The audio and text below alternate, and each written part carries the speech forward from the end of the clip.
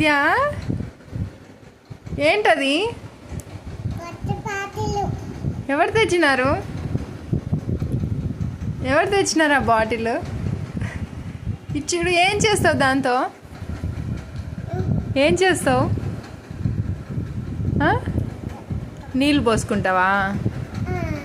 నువ్వు స్కూల్కి వెళ్ళావు కదా, నీకు బాటిల్ ఎందుకు?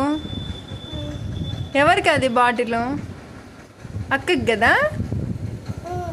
అక్కకా? నీకొద్దు కదా? నీకొద్దా? కాదు, నీకొద్దు కదా బాటిల్. నేను నీకు ఇవ్వను, అక్కకి ఇస్తాను. సరేనా? నీకు కావాలా?